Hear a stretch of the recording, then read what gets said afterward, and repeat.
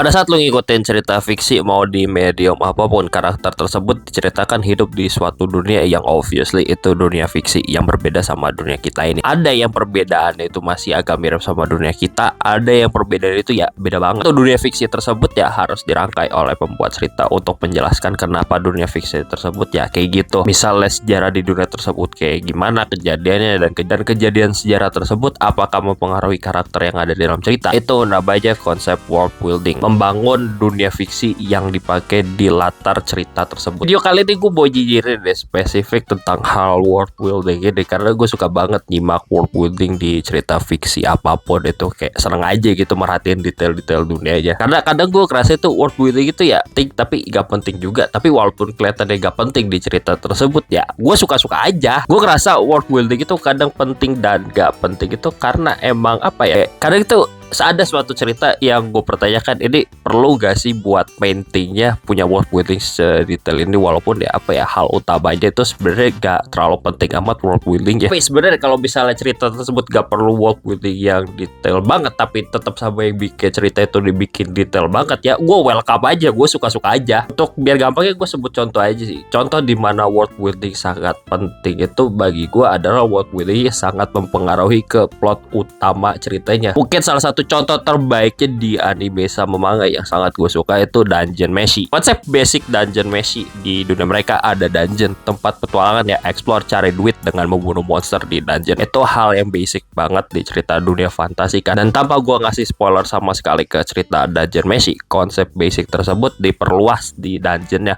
Jadi kenapa dungeon tersebut tercipta, kenapa monsternya bentuknya kayak gitu, kenapa banyak orang yang bertualang ke dungeon itu, ada rahasia apa sih di dungeon tersebut, yang semua itu mempengaruhi tindakan karakter di dalam cerita dan cara mereka berusaha menyelesaikan konflik yang berkaitan tentang dungeon ya. Karena dungeon ini menjadi elemen penting world building Dungeon Meshi, itu juga jadi konflik utama di Dungeon Meshi. Karena dungeonnya di situ jadi poin penting gitu ya. Plotnya juga berpusat di dungeon, tapi buat yang gak detail banget, tapi ya sebenarnya fine aja karena bukan menjadi hal utama, yaitu gue berargumen free range sih.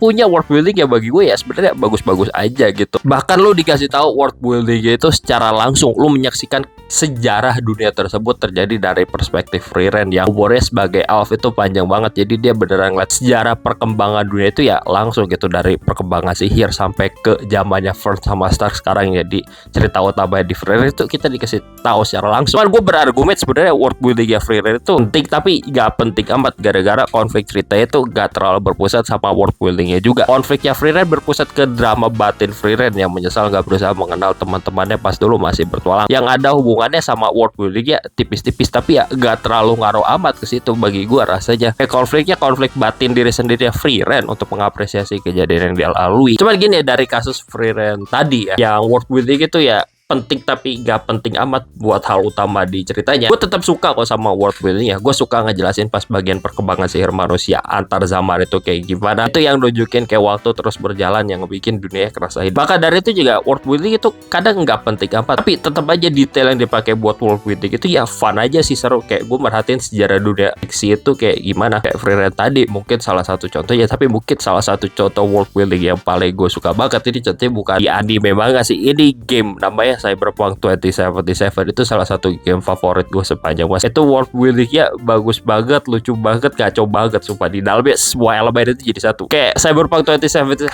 itu world buildingnya detailnya bagus banget, walaupun world building itu bukan hal utama karena game lah, itu sampingan banyak ya. Itu game emang ada world building yang dipakai buat memperkuat plot cerita utama, tapi ada juga yang sampingan buat sekadar latar aja. Nah yang sekadar latar ini mungkin buat sekadar ada aja juga gue gak masalah amat karena bukan hal utama. Tapi yang sekadar ada juga nih ya buat latar, ternyata detail banget yang ngebikin gue suka banget sama dunia Cyberpunk 2077. Jadi buat gue kadang tuh world building ada emang yang gak penting amat sebenarnya buat plot utama cerita, tapi ya tetap fun aja sih walaupun gak terlalu ngaruh ke hal utama di cerita tersebut. Kayak Cyberpunk 2077 sama Frieren ya, detail-detail tersebut ya ngebikin dunia fiksinya kerasa hidup aja buat gue. Dan ngomongin game Cyberpunk 2077 lagi yang ngomongin world building yang latar doang dia, gue suka suka banget pas main game itu baca catatan random pas ngerjain side quest, baca biografi karakter, dan senjatanya juga yang lu pakai ada lore-nya yang berkaitan sama world building ya. Itu semua juga karena konsep basic world building Cyberpunk 2077 itu dunia kita, tapi konfliknya dibikin lebih gila yang hasilnya world building Cyberpunk 2077. Maka dari itu gue ngerasa world building Cyberpunk itu bagus, dan maka dari itu juga ngomongin konsep world building yang bagus itu kayak gimana, buat gue itu nggak terlalu punya sih indikator pasti world building yang bagus itu kayak gimana. Tapi gue coba punya satu faktor penting doang, sumpah. Satu faktor ini merupakan aturan terpenting gue ke world building yang gue rasa bagus. World building itu nggak perlu masuk akal pakai logika dunia nyata ini, cuman perlu masuk akal dan konsisten sama aturan yang ada di dunia fiksi tersebut. Lu mau masukin hal seaneh apapun di dunia fiksi tersebut, suka-suka lu deh, sumpah. Asalkan konsisten sama vibe sama tema di dunia fiksi itu